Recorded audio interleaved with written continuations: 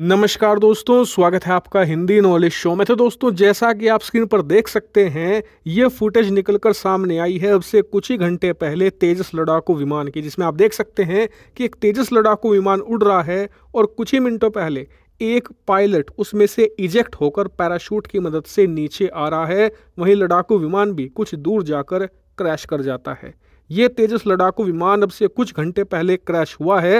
हालांकि अच्छी बात यह है कि जो पायलट है वो पूरी तरीके से सुरक्षित है, लेकिन तेजस का क्रैश होना एक बहुत बड़ी घटना है। वो इसलिए क्योंकि तेजस ने पहली उड़ान भरी थी सन 2001 में। इसका पहला प्रोटोटाइप उड़ाया गया था। तब से लेकर अब 2024 आ चुका है, यानी कि पूरा 23 साल का वक्त बीत चुका है। इन 23 सालों में तेजस लड़ाकू विमान एक बार भी क्रैश नहीं हुआ। इसका रिकॉर्ड आउटस्टैंडिंग रहा है। इसने दुनिया के सबसे शक्तिशाली लड़ाकू विमानों को इस मामले में धूल चटा दी है। उदाहरण के लिए राफेल लड़ाकू विमान, जिसे दुनिया का एक एलीट लड़ाकू विमान कहा जाता है, वो फ्रांस की सेना में शामिल होने के बाद 6 बार क्रैश कर चुका है। जी हाँ, 6 राफेल लड़ाकू विमान क्रैश कर गए हैं पिछले कुछ सालों के अंदर।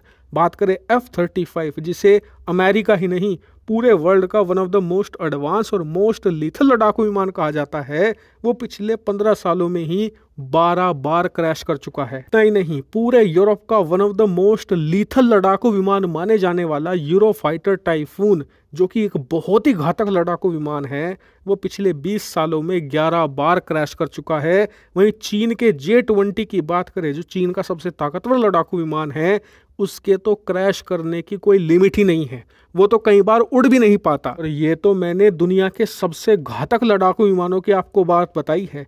अगर मैं पाकिस्तान के सबसे खतरनाक लड़ाकू विमान JF-17 की आपको बात बताने लग जाऊं तो ये वीडियो 10 मिनट की हो जाएगी। उस लड़ाकू विमान की हालत तो ये है कि 40% JF-17 उनकी सेना में है ना, वो उड़ ही नहीं पाते। क्रैश करना तो छोड़िए, क्रैश तो वो करेगा जो उड़ेगा, वो उड़ ही नहीं पाते। और ऐसे में हमारा तेजस है, जो पिछले 23 सालों में आज 2024 में पहली बार क्रैश हुआ है। तो क्या मैं तेजस की क्रैश को जस्टिफाई कर रहा हूँ, ग्लोरीफाई कर रहा हूँ? नहीं, मैं सिर्फ ये बताना चाहता हूँ कि पाकिस्तान के सोशल मीडिया हैंडल जो सेलिब्रेट कर रहे हैं तेजस के क्रैश को, जो भारतीयों का मजाक उड़ा रहे हैं, आप उन्हें इग्नोर कीजिए। तेजस ने बड़े बड़े लड़ाकू विमानों को धूल चटाई है। और अगर आपको फिर भी लगता है कि ये बहुत बड़ी बात है, तो मैं आपके लिए एक शायरी पढ़ता हूँ।